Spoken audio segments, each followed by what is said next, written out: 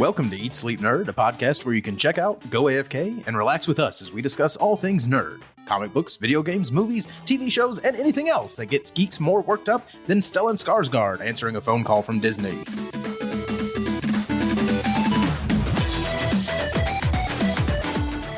Welcome to episode number 25. As always, I'm Corey Winter, and I am joined by my nerdy brother Josh Winter and our geeky friend Jason Summer. In this episode, we are sharing our spoiler reactions to Star Wars Andor episodes 1 through 3, She-Hulk episode 6, House of the Dragon episode 5, and The Lord of the Rings, The Rings of Power episode 5. But before that, we will be talking about the first trailer to HBO's Last of Us series, the newly announced Iron Man game, and more. But even before that, let's geek out. Jason, Josh, welcome to episode 25, guys. We made it. Hello. We're at The big 2-5. The big 2-5. So what's the gift for 2-5? Isn't that silver or something? I don't know. Sure. Yes, I think it's silver. Yeah. Yeah, it is silver. Sterling silver. What could I give you guys? A crisp high five. That's silver. All right. High five. 5 of those 5 high fives. Because 5 times 5 is 25. And if you're one of our audience members that has been around for all 25 episodes, sorry for that last little bit. Thank you for sticking around with us for this long. If you have been around this long, but you have not shared this show, what are you doing? You're a bad listener. Bad. There are no bad listeners. Want you. There are no bad listeners, but there could be awesome listeners, which you could be if you go share the show with everyone and give us a 5-star rating, because you know what? That's what makes the podcast world go around, is all those 5-star ratings. So please do that. Because that's what heroes do. Yeah. See, like standard listeners don't do that. If you upgrade to premium, that is what you are as a premium listener, is that you share. Now, by premium, you're not paying for this. It's all free. Oh, it's all mental money. It's like it's a currency. It's a currency of sharing. The more you share, the richer you are. Yeah, you get karma. You get like good that? karma. Is it? How's that? Is that good? That's good. Good job, like Jason. Yeah, thank you. Pay it forward. All right, so Josh, Jason, what have you been geeking out on this week? Ooh. So I I kept. I went back to playing Outer Worlds. And that was fun. It's harder than I'd like to admit, but I'm still trying to work my way through the first part of the game. It's pretty difficult, but I'm not going to give up on it. Now, is this the one that you were supposed to be playing, or the one that you were accidentally playing? Yeah, the one that I was accidentally playing was Outer Wilds. Outer Worlds is the one that is a cross between Duke Nukem, not Duke Nukem. What's that would be cool. Fallout. No, Fallout. Dang. Fallout and Firefly. There we go. But I also finally checked out some of those Netflix video games. And I'm actually playing one of those. It's called Before Your Eyes. And you play it, and the way that you move through it is through the camera capturing your blinks when your eyes blink. I don't like that. Yeah, that sounds invasive. Well, I mean, it asks, and then you have to allow it to do that. You can also play without that mechanism, and then you can just like tap your screen. But I tried it with the eye blinking, and it's kind of fascinating. I haven't worked my way too far through the game, but I'm intrigued. So there aren't very many Netflix games. There's probably about 10, but they do seem interesting and at least unique.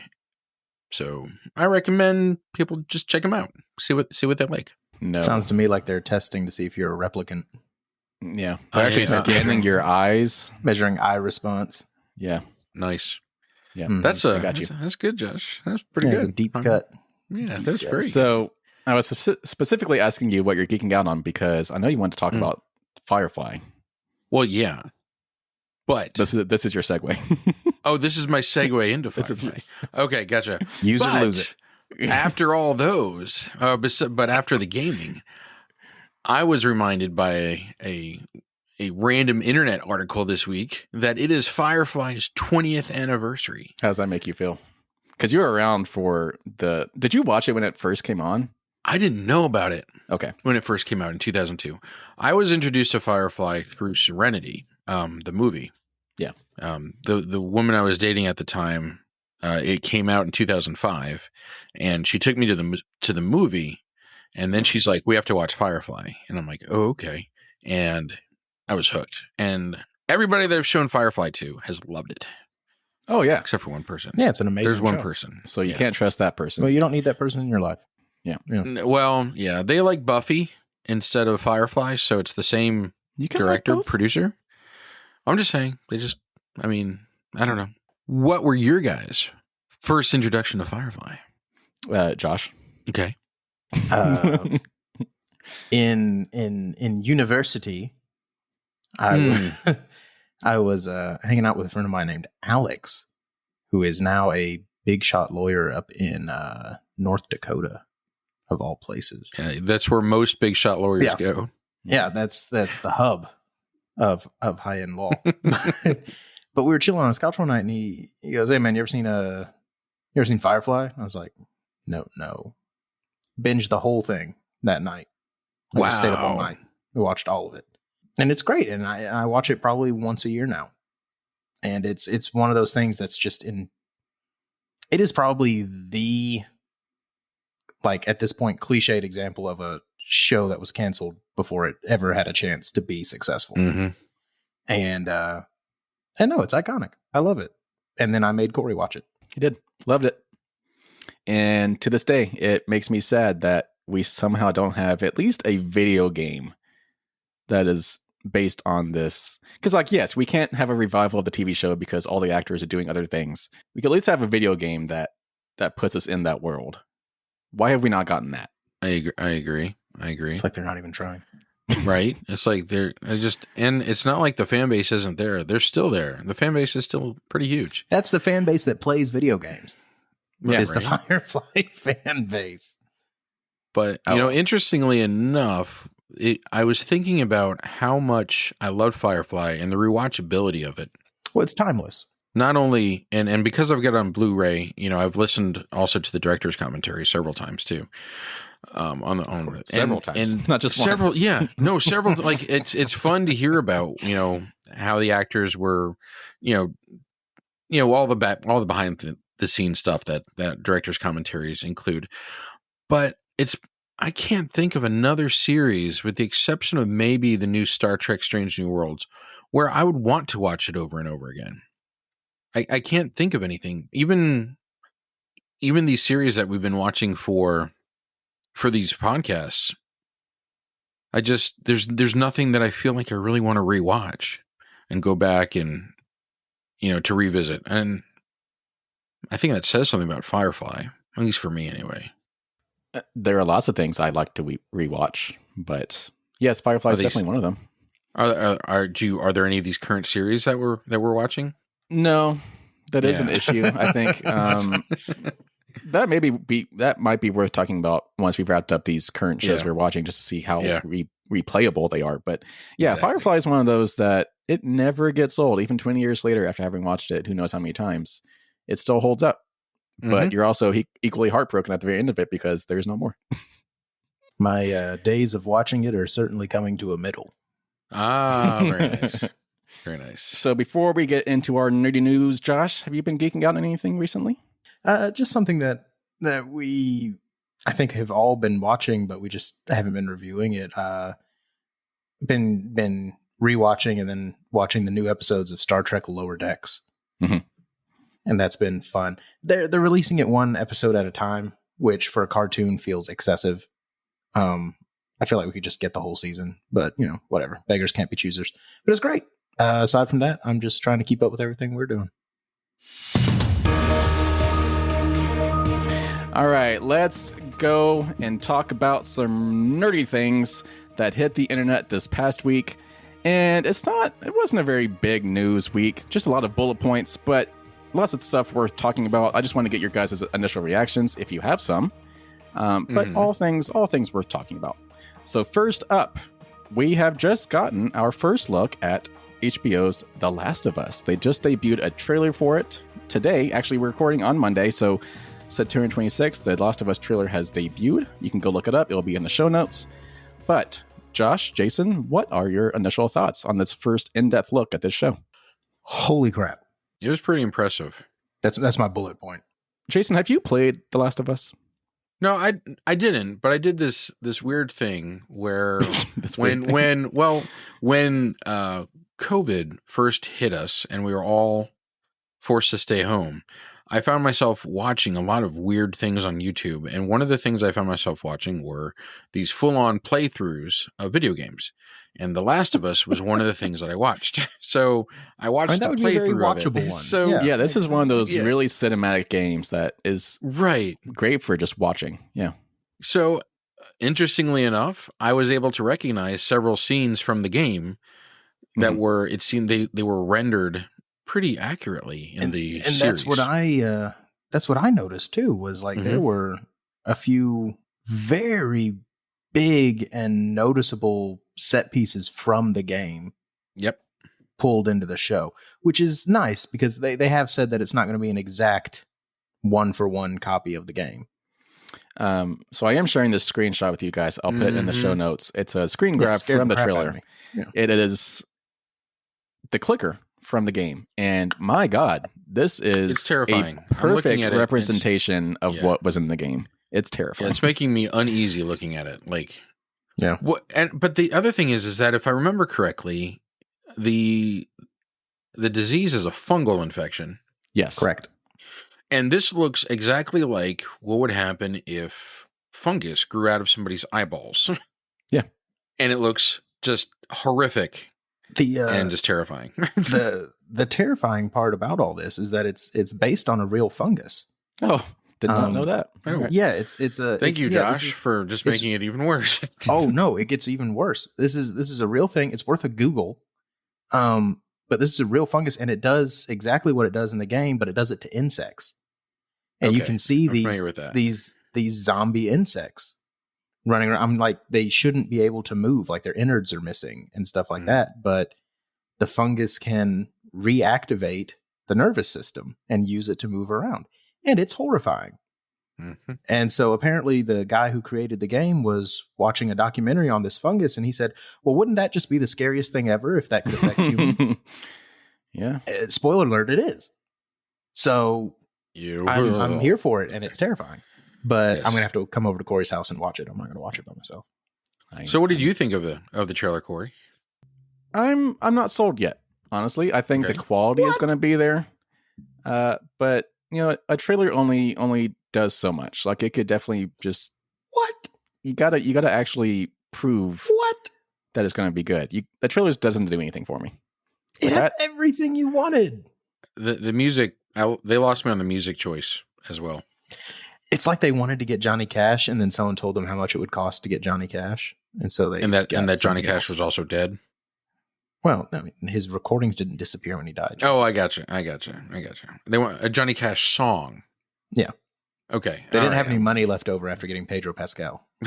Now, I will say it is being made by the same people that made HBO's Chernobyl series, and obviously that one was amazing. Yeah. So I obviously have high hopes for it, but with the history that video game adaptations have to live action, they got to prove it with this one. So I thought Super Mario Brothers was a dead on perfect conversion. And from video not that I don't hate, not that I hate all video game adaptations. Some of them are okay. HBO has to prove that they can actually do it. So Last of Us, there actually still is not a release date for this show yet. It's just coming early next year. So who knows when, but soon, hopefully. Moving into our next story, EA Motive, the studio behind the upcoming Dead Space remake, and also a couple of past games such as Star Wars Battlefront 2 and Star Wars Squadrons, has just announced that they are making an Iron Man game. Now, hold on. Before we even read the rest of this, who predicted an Iron Man game was going to be announced at Disney's D23 conference a couple of weeks ago? Granted, it was not announced there, but I predicted that there was one in development. So, well, I guess you just spoiled it. I was going to guess, but you said so I guess. Okay, you know, I have zero recollection of this prediction. Yes. Well, I predicted that we were long overdue for a solid Iron Man game. And it was like one of those wild speculations. Like there was nothing concrete about any rumors about this game existing. So I was just, shooting my shot that it was going to be announced at D23. It wasn't, but a couple weeks later, here it is. It's right here. It's coming. It's a real thing. So I'm just saying, I got you. It could be good. It could be good. So it is from an EA studio. So it could be hit or miss. EA's, pretty hit or miss. Not consistent. Not consistent, but they do. Right. They put out some good stuff. And they are describing this collaboration with Marvel Games as an all-new single-player action-adventure Iron Man game. As it should be.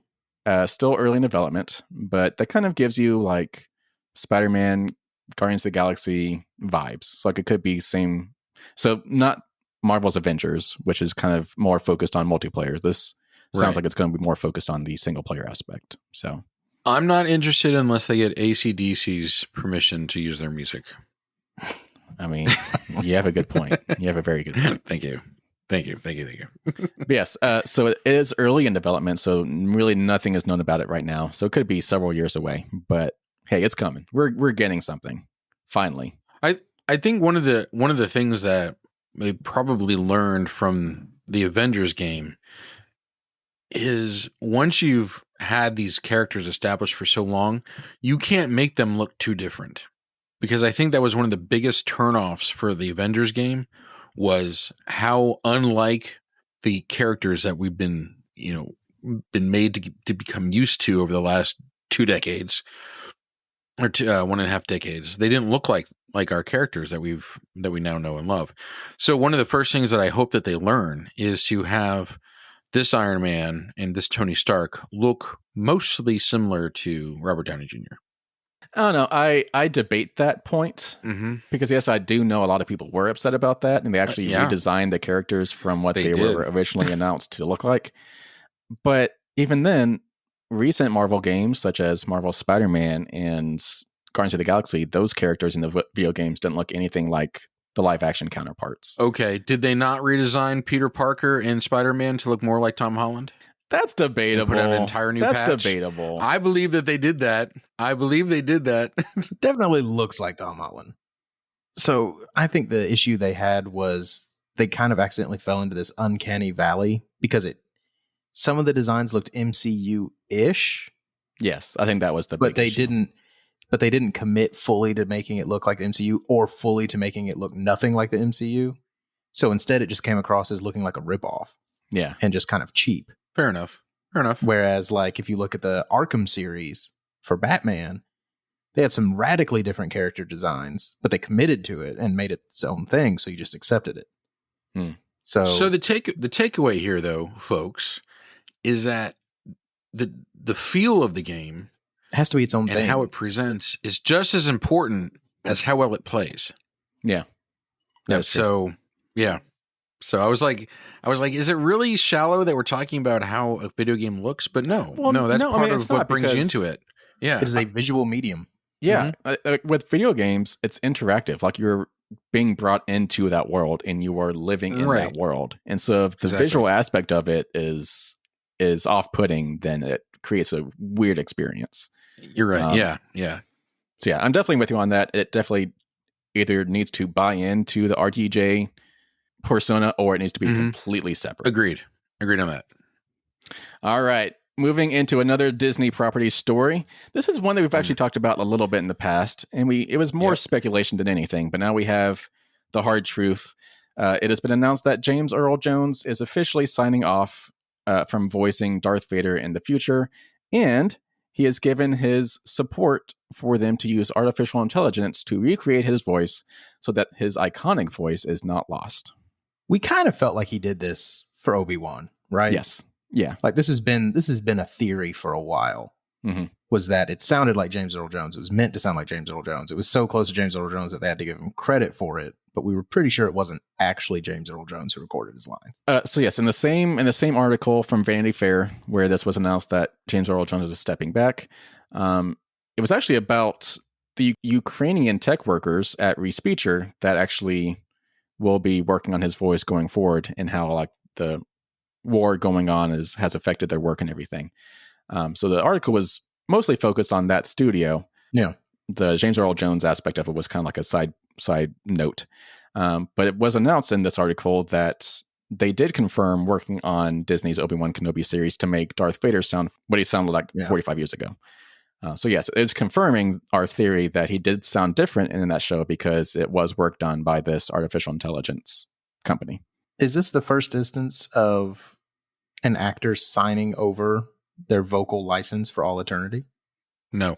Michelle Barrett, Gene Roddenberry's wife, signed off on using her voice for Star Trek's ship's computers for some time after she passed away. She recorded all sorts of different letters and sounds and intonations of words and things like that so that she could be utilized well after she passed. And this would have been a very analog process for her. Absolutely, yes. Ooh, that's cool, though. Yeah, I forgot about that. Mm-hmm. That's cool. She was a fun actress too. Like she played Troy's mom in Star Trek: The Next Generation. I remember that. she was always fun to watch too. So I'm kind of glad that they treated her that well. And now we'll have James Earl Jones forever. Right. People will come, Ray. People will come. No, wait, wrong series. Wrong movie. Sorry. Yeah, no, but solid though. Solid. So yes, at 91 years old, James Earl Jones is finally stepping back from his voiceover duties for Darth Vader. So you know what? High five, sir. You put in 50 years as a character. We'll let it slide. Yeah. You can take a break. Well, thank you, Mr. Jones. We have loved everything that you've done. Thank you so much. Everything you said. All right, let's power through the rest of these stories. Power through. I do want to hit them. So the next one, Henry Cavill has announced that The Witcher Season 3 is arriving next summer. King of the nerds.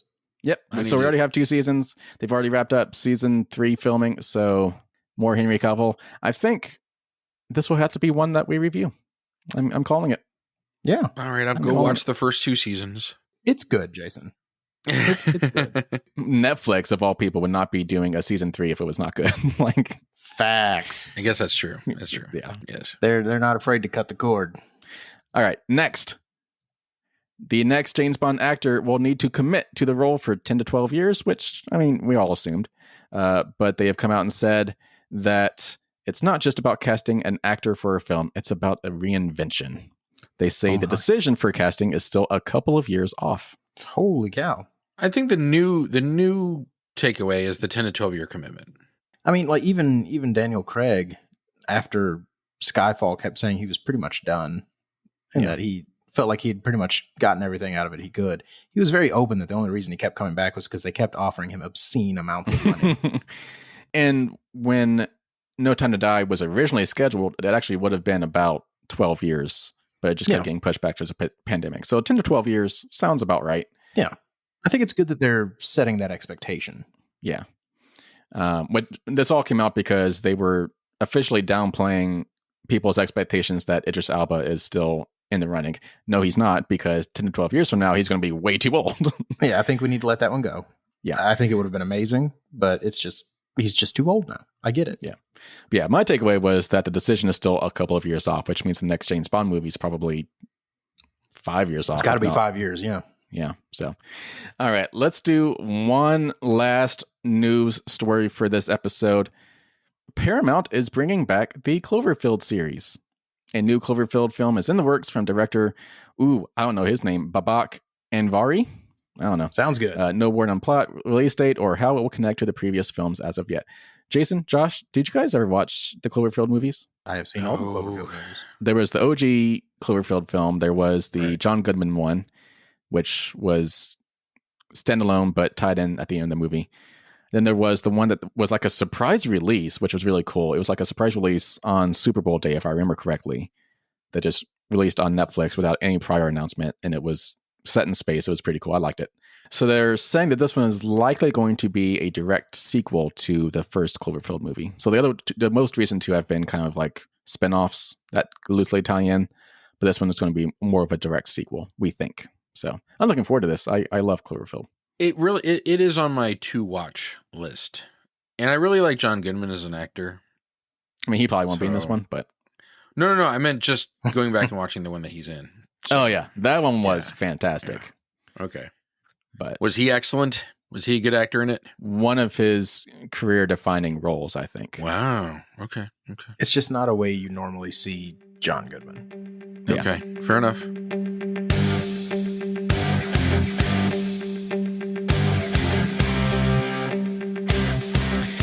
All right, let's get into our reviews and discussion and impressions and speculation and whatever else you want to call it section.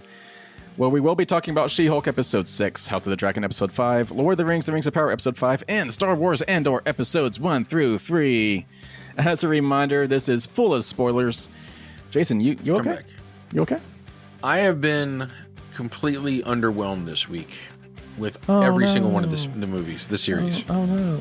Yeah. Oh no, why? Oh no. It just, yeah. I'm just like, why? I don't want to do this anymore.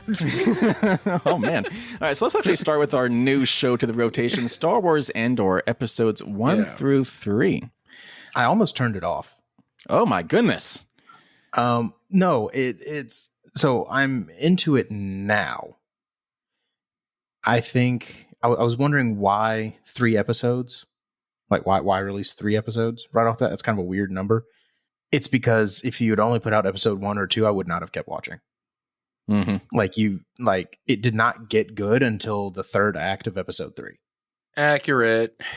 Until then, it was well. So back in school, I had 87 different majors while I was trying to figure out who I was, and I still didn't figure it out until way after I graduated college. But one of them at one point was writing and English. And one of the things that has stuck with me, because I still think one day I'm going to write a book, but one of the things that stuck with me, your character either has to be interesting or likable. Has to be one of them. Andor was neither until episode 3.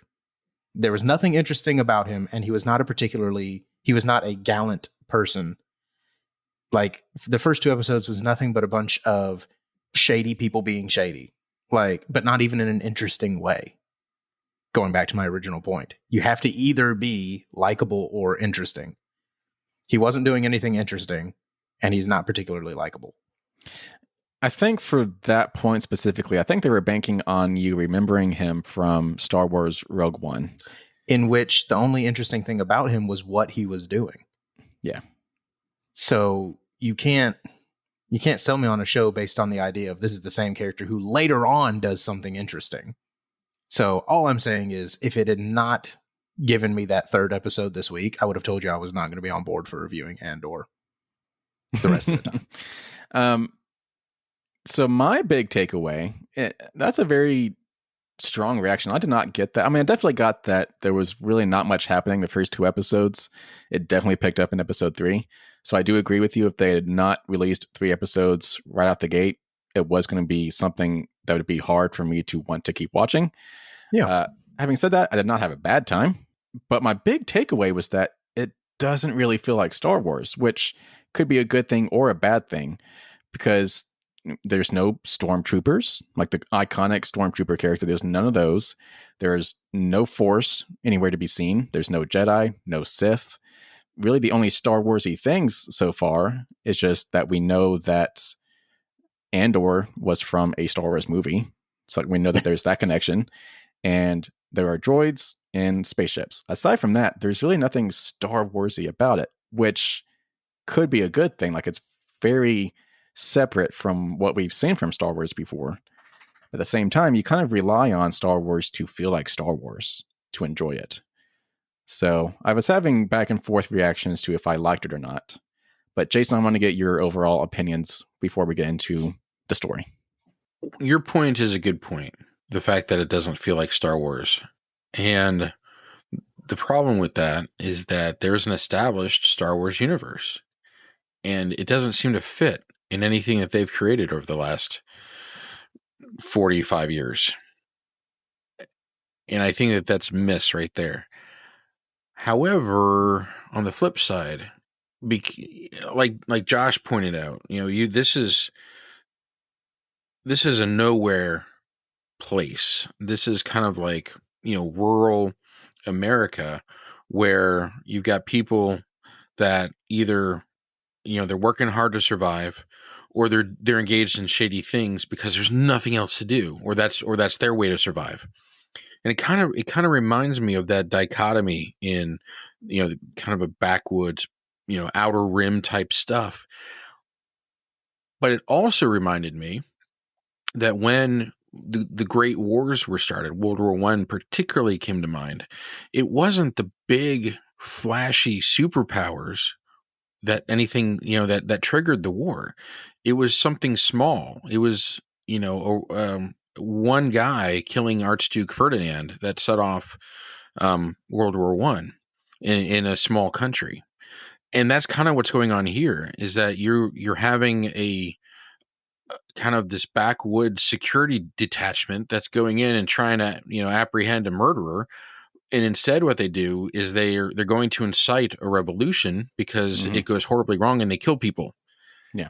And I think that's what we're seeing here, is we're seeing something small, like a fuse getting lit in this third episode that's going to start the rebellion. I'm going to call it that's the direction it's going to go. But otherwise, other than keeping those things in mind, they were kind of boring episodes, and I just wasn't really impressed.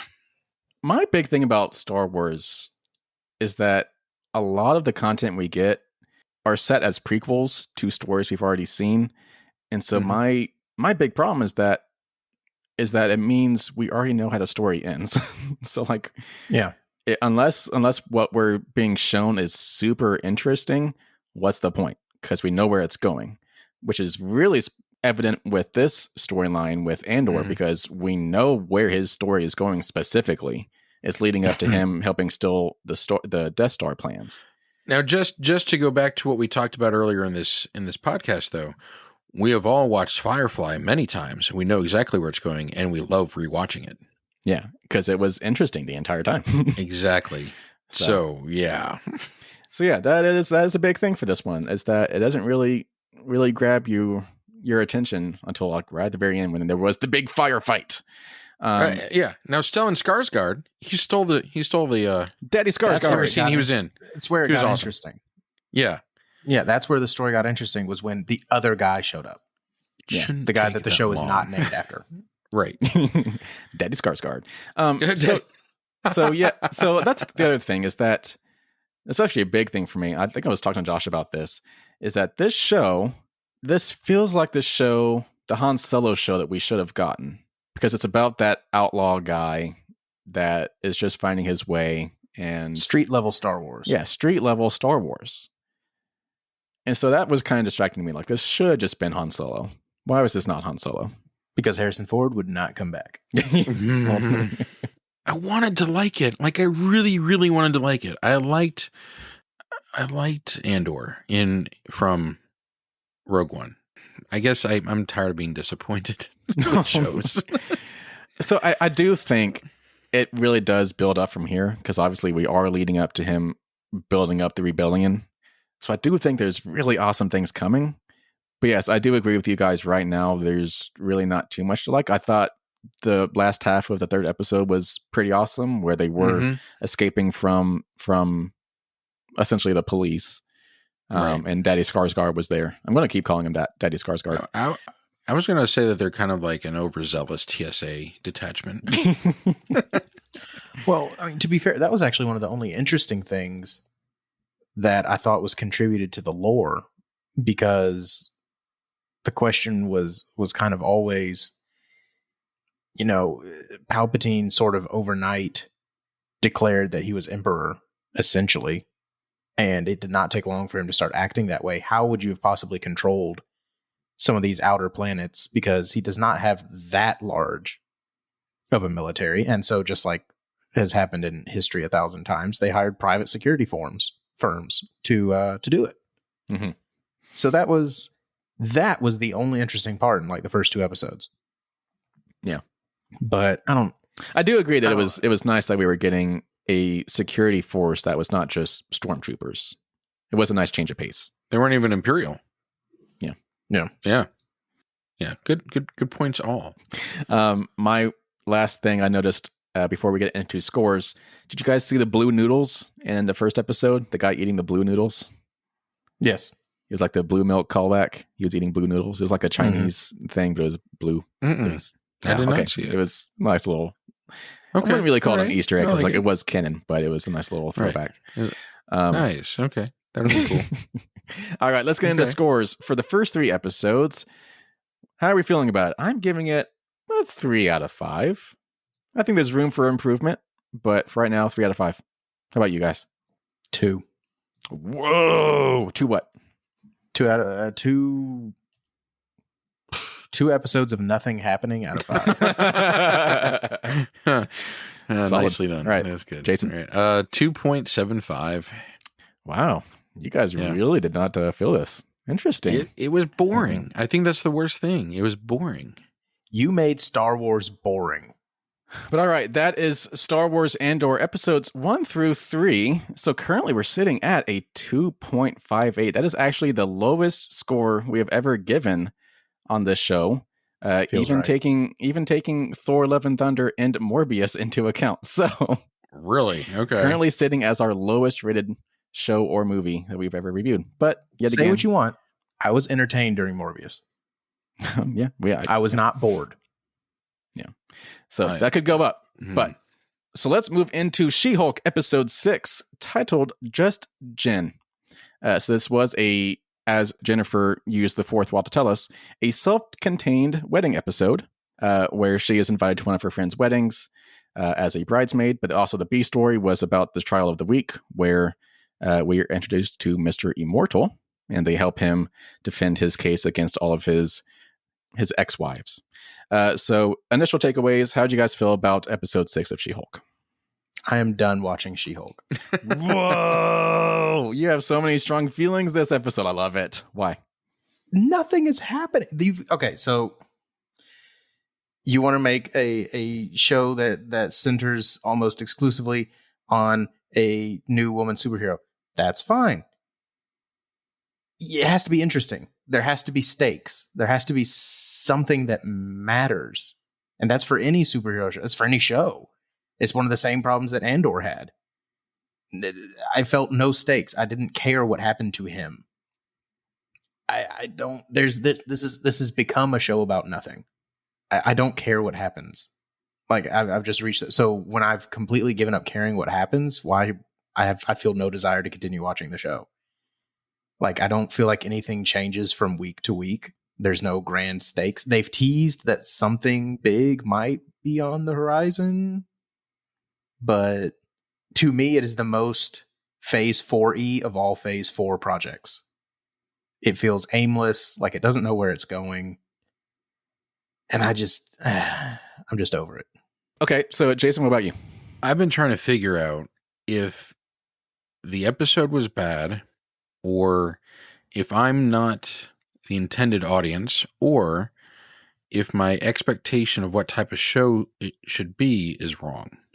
Because I keep thinking about how, well, I mean, Josh made some good points. There's no danger. There's nothing to be concerned about. There's no suspense. There's no real, there's no stakes in what's going on. They're hinting at a few things, but you know, it's more like they're trying to build up a payoff, but not enough to keep the viewer interested in getting to the payoff. And that's kind of where I'm at as well. I don't remember reading this anywhere, but I do remember getting the understanding that this was going to be more like a sitcom. And it is very much that. When Josh said it's a show about nothing, it immediately made me think of Seinfeld, which is a show about nothing. And there were no stakes in it. It was just a fun show to watch. And maybe that's what this is supposed to be. It's just supposed to be a fun show to watch where everything's pretty light. There are no real stakes. And maybe I'm going in viewing it in the wrong way. It's not, I mean, the acting's fine. You know, it's not like they're horrible. The graphics are pretty good. She-Hulk's CGI, you know, kind of pops out every now and then. But otherwise, it's okay. The story really just, for me, leaves a lot to be desired. So yes, I think expectations are very important for this show, because they have been very upfront about this being a sitcom. So stakes that we're used to in MCU are not really a thing. But we will talk about that in a second. So I'm still loving it. but it's also one of those shows that relies very heavily on the big picture and the Easter eggs and the larger world that it ties into. So if you're not watching it for those things that you can pull out from it, then you might be missing some of what they're going for. So let's talk about some of the takeaways from this. First little nugget is that we were introduced to Mr. Immortal, which is an established comic book character. He's actually most famous for his role in West Coast Avengers. So not a very big character, but still one that does have Marvel Comics backing. So he is canon. He is canon from the West Coast Avengers. All right. So I think the big thing that kind of sucked was that there is still no Daredevil, despite the fact that he was like the huge cliffhanger from the last episode. Like, why use him as a cliffhanger if he was not going to be in the very next episode? I'm just going to say it's that professional trolls that they have writing this series. Yeah, like why cliffhang something that's not coming for a few episodes still? So that was definitely a troll thing, which I do not like. So I think that's a good time to bring up. It's exactly like what Jason was saying, though, is they keep setting up things that are not paying off. Yeah, like we did a huge tease for Daredevil, hasn't paid off. We still haven't seen her friggin' suit. Like that is true. Like, okay, it was nice that he made her a dress so that she could wear it to the wedding, which really just felt like a writer trying to close a loophole of, oh, well, she has a dress that fits her as She-Hulk and Jen. Okay. Oh, well, no, it's because he made it for her. Oh, okay. Like when Jason used that exact term, there's no payoff. That's exactly what I have felt. And it's gotten worse and worse and worse with each episode. It's not even so much the stakes. It's even the little stakes that we have are not paying off. These are not yummy steaks. These are burned steaks. These are like if somebody were to eat their steak well done. Yeah. Yeah, there's been no follow through. So like you say, you get excited and you should lean into the Easter eggs and the bigger picture and the stuff like that. And I don't disagree with you, but you've got to reward me leaning into those. Yeah. And they haven't done that.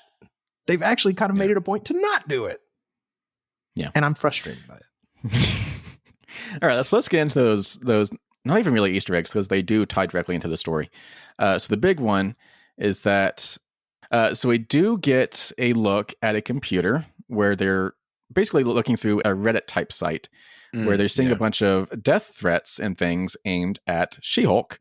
This website is called Intelligentsia, which does tie directly into the comics. And Intelligentsia is basically a group of evil geniuses.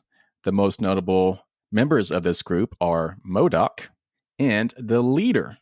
So the Leader most recently has been announced to appear in Captain America, the New World Order movie, so Captain America 4, played again by Tim Blake Nelson, which we originally saw playing what would eventually become Leader in the Incredible Hulk movie from back in 2008. I remember talking about that. Okay. So I'm thinking maybe Intelligentsia is hinting that we might be seeing Leader pop up here in She-Hulk as maybe the arch enemy of She-Hulk.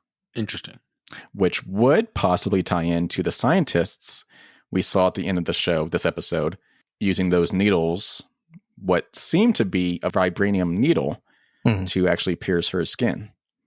So that could be Tim Blake Nelson, the Leader, behind the scientists that are trying to take down She-Hulk, which I think might tie into that creepy guy that she went on to date with that was asking her, what could, penetrate your skin? Vibranium?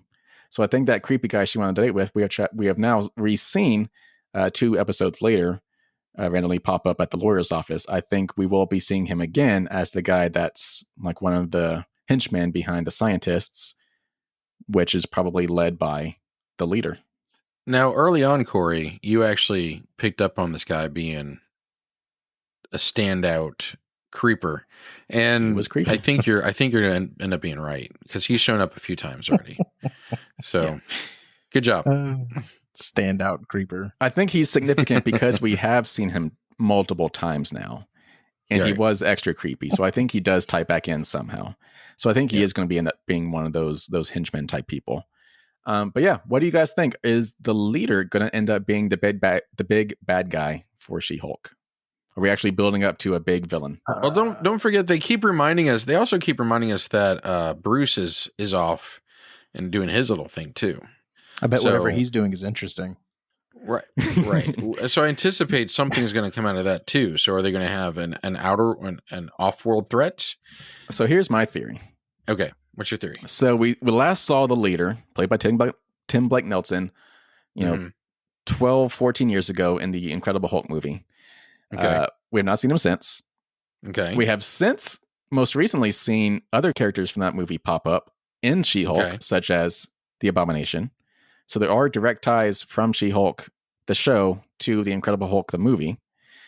I'm thinking that the leader, having been directly victimized by Hulk and Abomination, he is coming back around to essentially he wants to get payback. And he wants to get payback on Hulk. But since Hulk is off-world, he is going directly to She-Hulk. I think he wants her blood or something. That's my theory. I think that's why we see the scientist playing with the needles at the end of the movie, or end of the TV show. I think he wants to get her blood. He doesn't know how to get it, so he's trying to use vibranium or something to pierce the skin. And so I think the leader, after all these years, wants payback and is using She-Hulk to get it against Bruce Banner. Okay. You heard it here first, folks. Corey calling the shots. So that doesn't mean that it was a good show, it seems like, but there are maybe some stakes building up at some point. It's taking a long time to get there, but it's building up to something.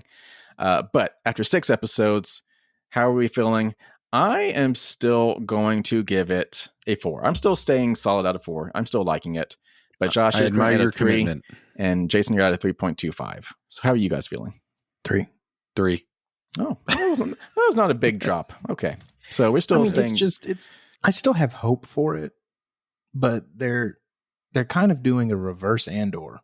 I started out being like, okay. And just as it goes on, I'm getting less interested. So I can see that. there's still time for it to be salvaged, but you have to reward my viewership, and it's gonna take more than twerking, or at least more twerking to keep it. All right. The sad part is that I want it to be good. I want to enjoy them, these shows. I want to. I'm like, yeah, let's see what She-Hulk's about, or let's see what Cassian Andor has been up to. I'm just what he was up to. Anyway. He did. Right, because he's dead. Yeah. Well, just remember, it was all a long time ago in a galaxy far, far away. That's true. It makes me feel better. They're way dead. They're way dead. Okay. All right. So after 6 episodes with 3 episodes left, She-Hulk is sitting at a 3.33. That's very nice. Very pretty. So stay tuned. We'll be wrapping this one up within the next 3 weeks. So let's move into Lord of the Rings, The Rings of Power, Episode 5, an episode called Partings. Right out the gate, I was not for it because it opened with the Hardfoots, otherwise known as the Hobbits, which has been the downside of this show for me. I don't know why. I could not tell you why. I just do not like the Hobbits. It's the magical story. And also, it then segued into what I am calling a stupid musical number, where the Hobbits just sang a song for a couple minutes. I'm just like, what am I watching? Why am I watching this? That is actually a very Tolkien thing to do, though. And I don't say that in defense of it. I think that was one of Peter Jackson's better decisions in the original trilogies to kind of steer away from that a little bit. But in the spirit of fairness, Tolkien had music through all of his pieces because he considered it a very important cultural aspect. As a viewer, I find it annoying. And during that song, I really enjoyed the transitions from the map to the landscapes and back again. Okay, so you found a positive with it. I'm just like, no. Yeah, no. It just seemed like, okay, it did seem like, to me, it came across as a stereotypical Celtic sounding, Irish sounding song that really didn't stand out in any way. But the visuals that went with it, I enjoyed. Well, at least you enjoyed it. I did not. But so they opened this 5th episode, right. Giving a bad taste in my mouth. So I was like, ooh, Corey's gonna hate this. That was my first thought. But I want to hear your guys' initial thoughts about this episode. I'm having mixed thoughts. The things that I've loved from the beginning, I still love.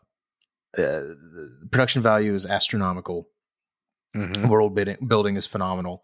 Mm-hmm. Again, I think the first thing I said was this property will always do well the more time you give it to breathe.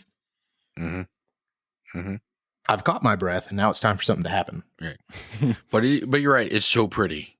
Yeah, like it is so pretty. It's, if I have to be strung along, this is not a bad way to do it. Mm-hmm. But the first 2 or 3 episodes did a really good job of setting up some big questions and some big stakes. And I'm ready. Like you've left me on simmer long enough. And that's kind of been a theme through everything we watched for this week. Has just been, everything kind of felt like not necessarily even a downtrend, just a stall. And that's what this episode felt like. This might be the first episode where it's just like, if you got to skip one, this is a good one to skip. I'm glad you said that, because as I like to make bullet point notes for us to hit the big topics of all these shows we watch every episode. And I was having a hard time. I didn't really have any bullet points for this episode. Like, there was really nothing to take away from this. Like, there were definitely some cool scenes, like the sword fighting scene where she's training the guardsmen. Like, that was fun. Yeah. Mm-hmm. But aside from that, nothing else really happened. Well, like last week's episode felt like we were gearing up. You know what I mean? Like, it's go time, baby. And then we got a halftime show. And then maybe things will really kick off next quarter. I don't know sports. But the point is, this felt like a weird time to have a stretching episode after last week's episode. Yeah, normally it's like the 7th inning stretch. It should be like they got that filler episode after the stakes kind of peak at the climax, and then they're gonna have one big more right at the end, and then this is kind of what comes in the middle. And I don't know, this was a weird pacing on the episode. Not a bad episode, didn't ruin my experience with the show. There were a couple things that I did enjoy, though, or at least was glad that I feel like I picked up on, and maybe I was reading too much into it, but at least I think I may have picked up on something regarding the stranger. In this episode, they made it clear he wasn't safe. Yeah. Like, he is dangerous, but not in a malicious way. But he does inadvertently hurt things when he's trying to do whatever it is that he does. He also feels bad about it. Like, when he realized that he killed all the Fireflies in the first or second episode that he did that in. When he realized he had killed them, he was shocked and he was upset about that. Yeah, so that speaks to his character. Yeah. It speaks to his character, which we haven't had much insight into. It's a very Gandalf sort of a reaction. Right. I'm not even sure it's going to be Gandalf or Saruman anymore. But no, I'm starting to think it's going to be just something else entirely. Yeah. Yeah. Right. But it does speak to that character that, that he was upset about killing creatures. So there's that. I'm really enjoying the friendship between Elrond and Durin. For me, that was the peak of the episode. It's one of the saving graces of the show, I think. Yeah, it's like a genuine friendship that is being kind of forged right now as they're going through some trust issues between each other and their peoples, and they're navigating those waters pretty well. I'll just mix a bunch of metaphors there. But anyway, those are the best kind of metaphors. They're doing pretty well. And I've actually read in a couple online magazines, I think Entertainment was one of them, where they completely just denigrated the whole friendship between the two of them, and that it was forced and it was just sad. And, I don't feel that at all. I don't get that. And for me, it's actually one of the standout stories that's going on in the series. So anyway, I enjoyed that. And I did think it was pretty fun to watch Galadriel just kind of whoop up on all of the soldiers. That was fun to watch too. So that's the thing. I'm so excited to see her, but also everyone else fight. Right. But no, I agree with you that friendship storyline. I was I'm surprised that I actually am so invested in that, because I feel like that is typically not one of the storylines I would care about, because it's an elf and a dwarf. Like, those are two characters I do not typically like, because I don't like fantasy type things. They're not But humans or hobbits. Why would we care, right? yeah. But here I am, like, oh my gosh, I hope they don't fight. I want them to be friends. So yeah, surprisingly, I'm loving that storyline. And like well, just real quick, I think we even need to touch on the story of the humans that are trying to figure out what side they're going to join, and the elf Arendir, right? Arendir. Yeah, right. Who's helping? Yeah, Arendir. Yeah, who's helping them out. And you could tell that they want it to be like a pivotal storyline. It just doesn't have the gravitas that it needs. So I like the characters a lot. I completely forgot that storyline was even in this episode. Right? So it was forgetful. Yeah. Exactly. You know, I actually just kind of remembered it right as you were starting to close up this segment. So yeah. Yeah. Lots of storylines happening at once. You have to assume they're all going to come together at some point. But right now they have not. And some of them are pretty forgetful. And some of them make me want to vomit. So after 5 episodes, let's go ahead and score it and give your final thoughts. 4.5. I'm going to, I hate doing this. I'm going to dump down to a 4. I was currently setting on a 5. I'm going to put out a 4 because of that stupid musical number. But also, yet again, 2 episodes where not much has happened. Exactly. So back-to-back episodes where not much is really building up to anything. That's a little bit of a downer in my opinion. But what about you, Josh? 4. So we are in agreement. Huzzah! So across the board, we are sitting at a 4.17 across the board after 5 episodes of Rings of Power. But we still have some episodes left to go, so it might go up, it might go down. We will see. All right, let's finish this party up with House of the Dragon episode 5, the episode titled We Light the Way. As soon as I finished watching this episode, I texted you guys. I was just like, so much just happened. Yeah. This was a pretty meaty episode as far as just things happening. It was the only eventful show this week. It was. And so it really stood out, in my opinion. Yet again, going into this one, I have to remind the audience, was not looking forward to it, but it's got me. Yeah, I want to know where this story is going. And Jason, I took what you said in the last episode. I kept it in mind for watching this one. It really does feel like you're watching a book.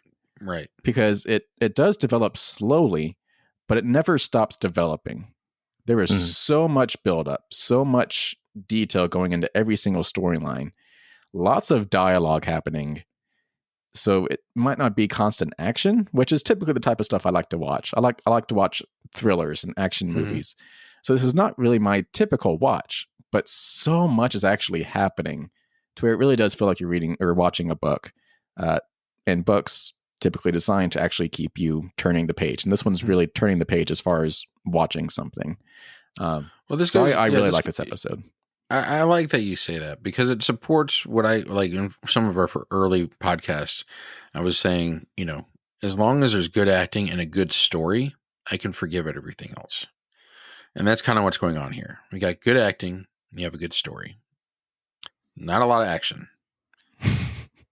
However, we do get a pretty good helping of Hamburger Helper towards the end of the episode. So. Oh, you were saving that one, weren't you? You thought that one like days ago. It just popped in my head. It seriously just popped in my head. Oh, that's disgusting. We'll talk about that in a second. But so Jason, Josh, overall impressions. I think I just gave mine. I loved it. Overall impressions about this episode. No, we're finally starting to get some payoff on a few different storylines here. It was interesting to see Damon maybe start to take a little more direct control over his situation. Starting with him visiting his wife while she was on a little hunting trip. Did not go well for her. This was the first episode that really started to feel like old Game of Thrones, I think is the best way I can put it. Especially during the King's speech. at the pre-wedding ceremony, mostly because it finally introduced another queen who is just there to ruin everyone's day, and she's going to. She even came in wearing the battle colors of her house, so she was kind of staking her claim there. And it's interesting for me because she is not the one who I thought was going to start the fight for the throne, but I think she's going to be. Mm. I think she's going to be the one who really stirs the pot and gets this going. Because everyone else is maybe worried about the princess. Okay, so being before you the do that, heir. so we have been saying her name wrong this entire time. There is Rhaenyra and there's Rhaenyra. Rhaenyra is the princess, the heir to the throne. Rhaenyra was the king's sister, the queen that never was. So yeah, two very similar but very different people.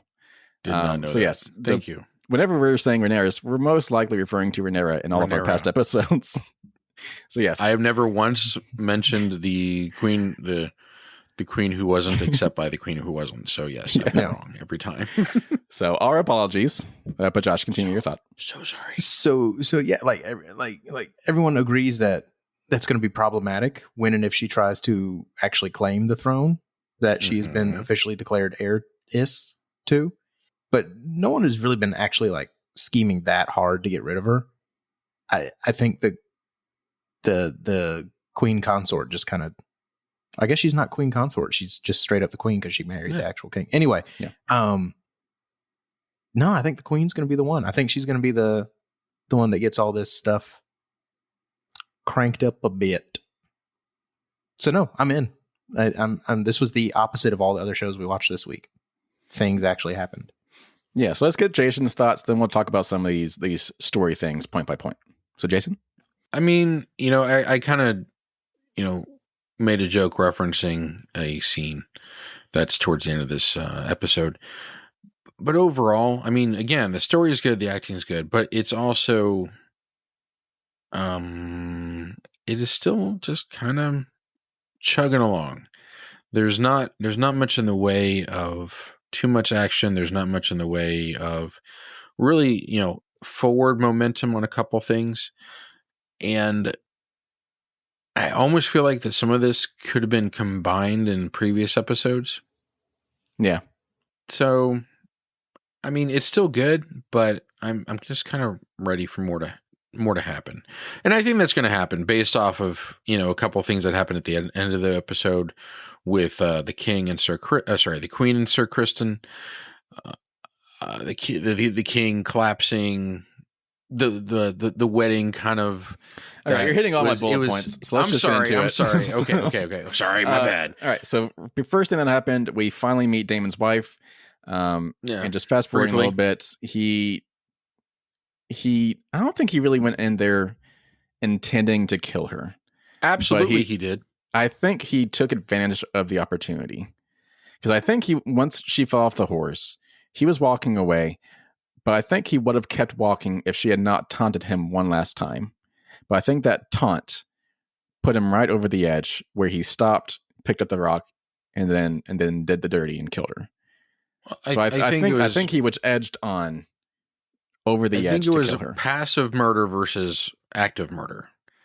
Because I think she was crushed and paralyzed and he was going to leave her to die. Yeah. So, yeah, he killed her. One way or another, he killed her. So let's tie that into what happened towards the end of the show. So he shows up at the wedding. I guess what was not really supposed to be the wedding. It was just the reception. It was dinner. the reception. Rehearsal dinner. We'll call it the rehearsal dinner. And so he sits up at the table, and the family of his now deceased wife comes up, and he mentions wanting his inheritance from his wife. So what is this inheritance that he was talking about? Do we know? I mean, it would be pretty much all of her family's lands and everything else. I mean, she was royalty. That's why he was married to her, was to unify more directly. Because you got to remember, at this point in time, marriage was rarely about love, if ever, especially if you were a royal. It was a political maneuver. you would marry families together to combine wealth, assets, and everything like that. So he's basically said, hey, it sucks that she's dead. Everything you have is rightly mine, and he intends to collect. Yeah. So he continues to be the most interesting character on the show, I think. Oh, yeah. I wish we had gotten more of him this episode, but Yeah, everything that he does right now is very unsettling. Like when he comes on screen, like I am nervous. Yeah, because you have no idea what he's going to do. Right. Yeah. And I'm not sure he always knows what he's going to do. But he's smart enough to get away with most of the things he does, one way or another, through force or beguiling or whatever. Beguile. Good word. Yeah. All right, so let's talk about 3 other big things to wrap this up. So we're going to talk about Sir Kristen Cole. We're going to talk about the king, and obviously the last thing, Rhaenyra's new husband. So first thing, let's talk about Sir Kristen Cole. So obviously they hooked up last episode. Hamburger helper makes a great meal. So obviously they hooked up last episode, even though it was against the law for him, essentially. Right. But now he is wanting a wife, and he admits as much to Rhaenyra. She denies him, essentially, because she is all about the throne and marrying the person she's supposed to marry. Mm-hmm. And he did not like that, and so he got a little depressed. And at the end of the episode, he kind of lost his mind, and basically, as Jason's been alluding to, went ham on that guy's face. Yeah. So the deal is that her betrothed is at the very least bisexual, if not homosexual. He certainly has a boyfriend, and Rhaenyra has been betrothed to him, and of course she has her consort, who is Sir Kristen. And so they make an agreement while walking on the beach that, yes, we agree that this is for political reasons, and once we do our duty in creating an heir, we can go back and loving who we love and be happy. And I actually, the fact that they kind of recognized that, I think was kind of pragmatic for the situation. And it could have worked, except Sir Kristen, he's just like all guilty, and he it's all lost about his him. damn mind. Yeah, it's all about him. He's like, what about my guilt? I want to fix my guilt. I want to fix myself. And if I can't get married, I'm nothing. And, instead of just being kind of cool about it all. He lost his cool. He did. He lost his ever-loving mind. Yeah, no chill whatsoever. So, and he ends up killing Laenor's boyfriend pretty viciously, and in front of everybody. Like it wasn't even everybody. Yeah, it wasn't even cool about. Like it was in front of everybody. So he took that pretty hard. Like he recognized that he lost his cool, and at the end of the episode, we see that he's about to kill himself, but the queen stops him. So we don't know where that left off. The queen in green. All right. So yes, Rhaenyra has been hooked up with a new husband. At the end of the episode, we actually see them getting married. So she went from meeting this, well, I guess they're cousins, but she went from being set up with him to being married to him pretty fast. But let's talk about the king before we wrap this up. So yet again, not doing so hot. He's just getting progressively worse. Somehow still alive. After all this time, he has not died. But they keep showing him as also a person without resolve in any way. Like he's got no constitution. He can't, if things aren't going well in any way, he's just falling apart. Whether it be seasickness, nosebleeds, having to deal with disputes. He's got no spine in any way. Probably almost literally. Yeah, at this point, yeah. We see he gets seasick. Right, yeah. He ends up having a nosebleed.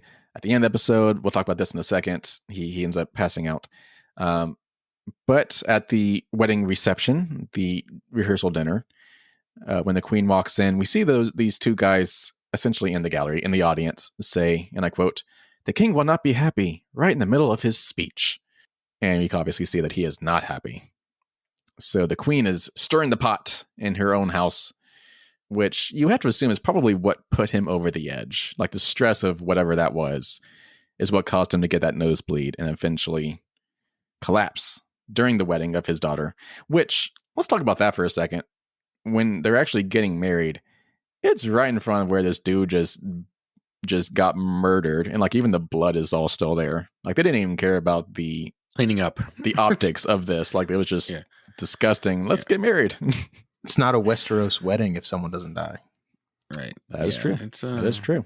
Rhaenyra got married at the same time that the king collapses, and that's essentially the cliffhanger leading to what is now this week's episode 6. Yeah, so this episode 5, We Light the Way, was the last time we were seeing these actresses playing Rhaenyra and the Queen, because we're getting that big time jump in episode 6. So, bye-bye. Okay. There you go. Yeah, there you go. I was going to say, I've watched it. Like, it opens years later. Like, you will never see them again. Yeah. All right. Well, thank you for ruining that jump for me. I knew it was coming. I just didn't want to know when. There's nothing to ruin. It would. Thank 2 you both. seconds in, you know it jumped. No. It all has to be surprise. It all has to be new. Anyway. Okay. But yeah, so that's episode 5. The last time we're seeing these younger versions of these characters. Lots of stuff happened. People died. People finally died. And I did not guess correctly who it was going to be, which is upsetting. No. Somehow the king is still kicking it. We think, maybe. I'm pretty sure. Nothing's going to kill this guy. He's literally rotting away and bleeding out every orifice. He's still alive. It's only a flesh wound. All right. So, yes, House of the Dragon, episode 5. We finally got some stuff happening. So how are we feeling about it? Let's give scores.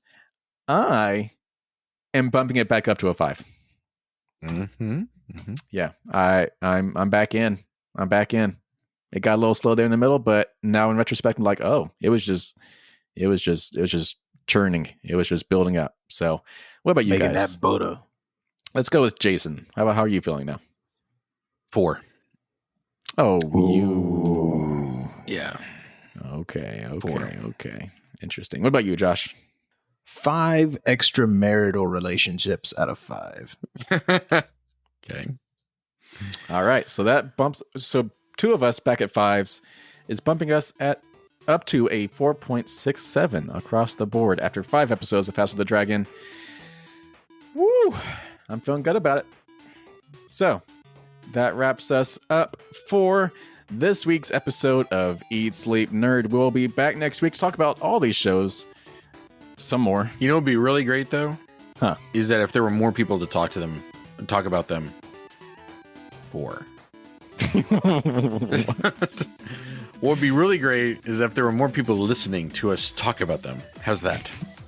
That was not a good segue, but want to try that again?